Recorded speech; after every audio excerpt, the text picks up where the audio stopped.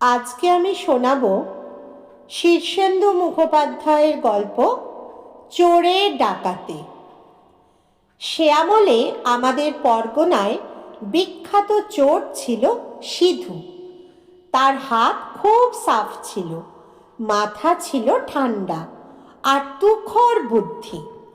দিনের বেলা সিধু গৃহস্থের মতো চালচলন বজায় রাখত। আমাদের বাড়িতেও বেড়াতে টেড়াতে আসতো সে। আর পাঁচজনের মতোই ঠাকুমা তাকেও ফল টল খাওয়াতেন, মুড়ি মেখে দিতেন। কেবল সে চলে যাওয়ার পর ঠাকুরমা গেলাস বাটি গুনে দেখতেন সব ঠিকঠাক আছে কিনা। সিধু সব বাড়িতে যেত খবর করতে, কার বাড়িতে নতুন লোক এলো, কি নতুন কাপড় চোপড় এলো দোল দুর্গোৎসবে, কোন বাড়িতে টাকা পয়সার আমদানি হচ্ছে ইত্যাদি। খবর বুঝে রাত বিরেতে হানা দিত সেই বাড়িতে। এমন সব মন্ত্র তার জানা ছিল, সেই মন্ত্রের জোরে বাড়ির সবাই নিঃসারে ঘুমতো। সিধু হাসতে হাসতে চুরি করে নিয়ে যেত সব। এমনকি যাওয়ার আগে গেরস্তর ঘরে বসে দুদণ্ড জিরিয়ে তামাক টামাক খেয়ে যেত। আমরা ছেলেবেলায় যখন তাকে দেখেছি তখন সে বেশ বুড়ো। পরনে ফরাসডাঙার ধুতি, গিলে করা পাঞ্জাবি, পায়ে নিউ কাট, মুখে পান আর গলায় গান। বুড়ো বয়সেও বেশ শৌখিন ছিল সে। 4 আঙুলে 4টে করে আংটি পরত। বাজার করতে গিয়ে দরাদরি করত না। চুরি করে প্রচুর পয়সা করেছিল সে। বাড়িতে 10-12টা গরু, 7-8 জন ঝি চাকর, জুড়ি গাড়ি সবই ছিল তার। বুড়ো বয়সে তাই ভীমরতি হয়েছিল খানিকটা। তখন তার চোখে ছানি আসছে, বাত ব্যাধিতেও একটু কষ্ট পায়। খুব দরকার না পড়লে চুরি করতে যেত না। এদিকে তার ছোট মেয়ে বিবাহযোগ্যা হয়েছে, একটা ভালো সম্বন্ধও পেয়ে গেল। মেয়ের বিয়ে, তার খরচ কম নয়। তার বউ তখন তাকে প্রায় খোঁচাতো, মেয়ের বিয়ে আষাঢ়ে, তোমার তো গরজই নেই দেখছি, অত বড় ব্যাপার, তার খরচপাতি আসবে কোত্থেকে? রাতের দিকে একটু একটু বেরোলে তো পারো। সিধু তখন তার কাঁকালের ব্যথার কথা বলতো, চোখের ছানির কথা বলতো, কিন্তু তার বউ সেসব শুনতো না। শোনা যায় বুড়ো বয়সের সিধুর কিছু ভূতের ভয়ও হয়েছিল। নিশুত রাতে বেরোতে সাহস পেত না। আমাদের পরগনায় আর একজন বিখ্যাত লোক ছিল, তার নাম হালিম। লোকে তাকে হালুম মিয়া বলতো। তা হালিম ছিল সাংঘাতিক ডাকাত। যেমন তার বিরাট চেহারা, তেমনি তার সাহস। যে বাড়িতে ডাকাতি করবে সেই বাড়িতে 7 দিন আগে গিয়ে তার সাকরেদ চিঠি দিয়ে আসতো যে অমুক দিন হালিম সেই বাড়িতে ডাকাতি করতে আসবে। সে আমলে পূর্ববঙ্গের গ্রামে গঞ্জে দারোগা পুলিশ খুব বেশি ছিল না। তাছাড়া খাল বিল জঙ্গলের দেশ বলে অধিকাংশ জায়গায় ছিল দুর্গম। সেসব জায়গায় চোর ডাকাতদের ভারী সুবিধে। হালিম বা হালুম মিয়াকে তাই কেউ কখনো জব্দ করতে পারেনি। সে ছিল দারুণ লাঠিয়াল, অসম্ভব সাহসী। দরকার না পড়লে সে খুন টুন করত না। জমিদার বা ধনীরা সাধারণত হালিম মিয়া ডাকাতি করতে এলে খাতির টাতির করত। শোনা যায় হালিম যে বাড়িতে ডাকাতি করতে যেত সে বাড়ি আগে থেকেই বিয়ে বাড়ির মতো সাজানো হতো, রোশনাই দেওয়া হতো, ভালো খাবার দাবারের বন্দোবস্ত থাকতো। হালিম উপস্থিত হলে বাড়ির মালিক হাত জোর করে আসুন বসুন করত। হালিম বিনা বাধায় ডাকাতি করে চলে আসতো, কিংবা ঠিক ডাকাতি তাকে করতে হতো না, বাড়ির লোকেরা তাকে সিন্ধুকের চাবি টাবি খুলে সব গুনে গেঁথে দিয়ে দিত। কিন্তু সকলের তো দিন সমান যায় না। আমাদের ছেলে বয়সে সেই কিংবদন্তির ডাকাত হালিমও বুড়ো হয়েছে। গোরস্থানের কাছে তার বেশ বড় বাড়ি, তারও দাসী চাকর, ধানের মড়াই, জোত জমি, গরু সবই আছে। আমরা হালিমকে দেখতাম কানে আতরের তুলো গুজে, চোখে সুরমা দিয়ে, চমৎকার চেক কাটা সিল্কের লুঙ্গি আর মখমলের পাঞ্জাবি পরে জমিদারের পুকুরে ছিপে মাছ মারছে। খুব গম্ভীর ছিল সে, চোখ দুখানা সব সময় লাল টকটকে। ডাকাতি করা তখন সে ছেড়েই দিয়েছে, তবে শিক্ষানবিশ ডাকাতরা তার কাছে তালিম নিতে আসত। সিধুর কথা যা বলছিলাম, বউয়ের তাড়নায় অবশেষে সে একদিন রাতে চুরি করতে বেরোলো। চোখের ছানির জন্য রাস্তাঘাট ভালো ঠাওর হয় না, তাই সঙ্গে হ্যারিকেন নিল। একা যেতে ভূতের ভয়, তাই একজন চাকরকেও ডেকে নিল সঙ্গে। রাস্তায় সাপখোপের গায়ে পা পড়তে পারে ভেবে হাততালি দিয়ে হাঁটতে লাগলো। আর ভূত প্রেত তাড়ানোর জন্য তারস্বরে রাম নাম করতে লাগলো। সেই হাততালি আর রাম নামের চোটে এত বিকট শব্দ হচ্ছিল যে রাস্তার দুপাশের বাড়ি ঘরে লোকজনের ঘুম ভেঙে যেতে লাগলো। তারা সব উঁকি মেরে দেখছে ব্যাপারখানা কি। অনেকেরই ধারণা হলো সিধু চোর ধার্মিক হয়ে গেছে, তাই রাত থাকতে উঠে ঠাকুরের নাম নিতে নিতে প্রাতঃস্নান করতে যাচ্ছে নদীতে। এদিকে সিধুর হলো বিপদ। যে বাড়িতেই ঢুকতে যায় সে বাড়িতেই দেখে গৃহস্থ সজাগ রয়েছে। ঘুরে ঘুরে হয়রান হয়ে গেল সে। কত ঘুমপাড়ানি মন্ত্র পাঠ করলো, কিন্তু বুড়ো বয়সে মন্ত্রের জোরও কমে এসেছে, তেমন কাজ হয় না।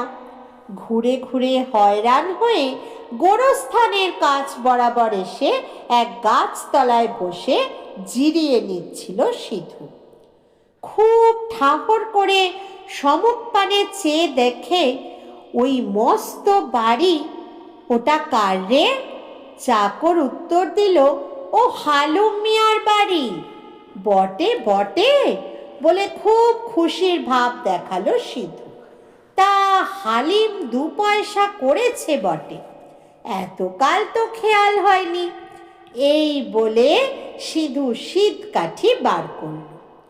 পরদিন গঞ্জে হই হই পড়ে গেল, হালুম মিয়ার বাড়িতে মস্ত চুরি হয়ে গেছে। সকালে হালিমের বউ পা ছড়িয়ে পাড়া জানান দিয়ে কাঁদতে বসেছে। ও গো, আমার কি হলো গো, আমার সব চেঁচে পুচে নিয়ে গেছে গো। বলি, ও বুড়ো হালিম, তোর শরম নেই? যার ডাপে বাঘে গরুতে এক ঘাটে জল খেত তার বাড়িতে চুরি? বলি, ও মুখ পোড়া হালিম বুড়ো, 7 সকালে ঘেঁজা টানতে বসেছিস? কচু গাছের সঙ্গে দড়ি বেঁধে ফাঁসি যা, থুতু ফেলে তাতে ডুবে মর। দাওয়ায় বসে গাঁজা খেতে খেতে হালিম কেবল রক্তচক্ষু মেলে তার বিবিকে ধমক দিয়ে বলে, চুপ কর, চুপ কর বাদি। যে বেটা চুরি করেছে তার গর্দানের জিম্মা আমার, দেখিস। তা শুনে বিবি আরো ডুকরে কেঁদে ওঠে। হালিম 2টো কাজ করলো। সিধুর নামে 3 ক্রোশ দূরের থানায় গিয়ে একটা নালিশ ঠুকে দিয়ে এলো। আর সিধুর মেয়ের বিয়ের ঠিক 7 দিন আগে একটা চিঠি পাঠালো তার কাছে। তোমার কন্যার বিবাহের রাত্রে আমি সদল বলে উপস্থিত হইতেছি, আমাকে অভ্যর্থনা করিবার জন্য প্রস্তুত থাকিও, ইত্যাদি। চিঠি পেয়ে সিধু বলল, ফুহ। তারপর সেও গিয়ে 3 ক্রোশ দূরের থানায় দারোগাবাবুকে মুরগি আর মাছ ভেট দিয়ে মেয়ের বিয়েতে নেমন্তন্ন করে এসে দাওয়ায় বসে ফিক ফিক করে হাসতে লাগলো আর তামাক খেতে লাগলো। সিধুর মেয়ের বিয়েতে আমাদেরও নেমন্তন্ন ছিল। ছোট কাকা সমেত আমরা সব ঝেঁটিয়ে গিয়েছিলাম।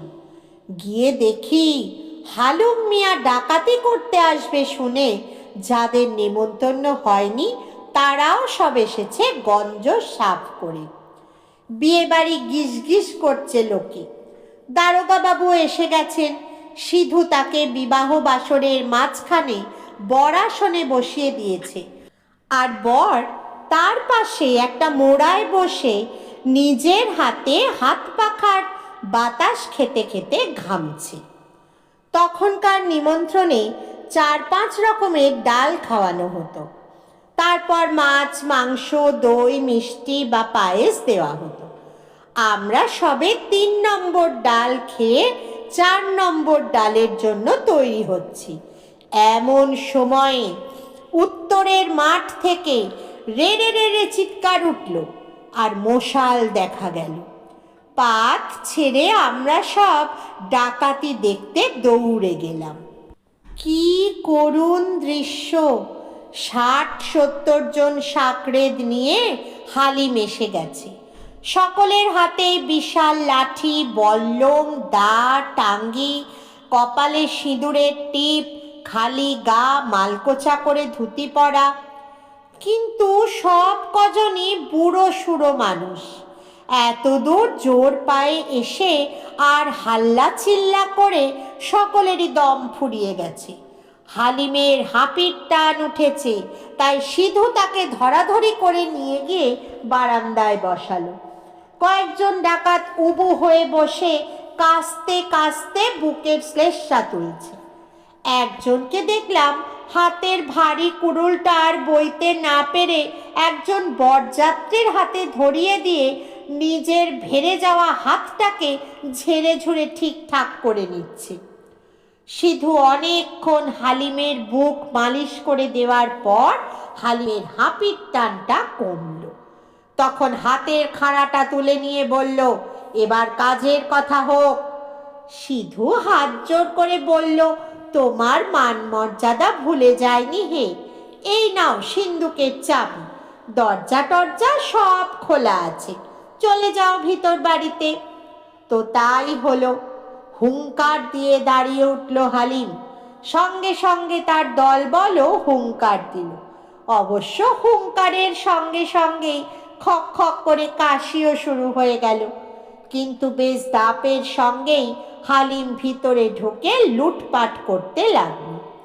নিজের বাড়ির যেসব জিনিস চুরি গিয়েছিল সে সবই উদ্ধার করলো হালিম। সিধু আগা গোড়া সঙ্গে রইল হাত জোর করে। হালিম কোনো জিনিস নিতে ভুল করলে সিধু আবার সেটা দেখিয়ে দেয়। ওই কাঁসার বাটিটা নিলে না, বুড়ো বয়সে ভীমরতি ধরেছে নাকি? ওই দেওয়াল ঘড়িটা যে তোমার, চিনতে পারছো না? এইভাবে ডাকাতি নির্বিঘ্নে এবং সাফল্যের সঙ্গে শেষ হলো। সারাক্ষণ দারোগাবাবু পা ছড়িয়ে বসে তামাক টানলেন। সবাই তার হাফ প্যান্টের নিচে বিশাল মোটা পা, মোটা বেল্ট আর ক্রস বেল্টে বেঁধে রাখা প্রকাণ্ড ভুঁড়ি এবং চোমড়ানো গোফের খুব তারিফ করতে লাগলো। তিনি কাউকে গ্রাহ্য করলেন না। বর বেচারা নিজেকে বাতাস করতে করতে ক্লান্ত হয়ে বসে ঢুলছে। বরযাত্রী সমেত সবাই ডাকাতি দেখছে ঘুরে ঘুরে। ব্যাপারটা শেষ হলে হালিম আর সিধু এসে দারোগাবাবুর সামনে করজোড়ে দাঁড়ালো। দারোগাবাবু হুঙ্কার দিলেন, ঘটনাটা কি হলো বুঝিয়ে বল। এই বুড়ো বয়সে চুরি ডাকাতি করতে যাস, একদিন মরবি। সিধু কাঁচুমাচু হয়ে বলে, বড়বাবু, চুরি কি আর নিজের ইচ্ছায় করতে গেলাম? বউয়ের কাছে ইজ্জত থাকে না, সেই ঠেলে ঠুলে পাঠায়। হালিমও বলল, আমার ওই এক কথা। দারোগাবাবু হাতের নল ফেলে খুব হাসলেন।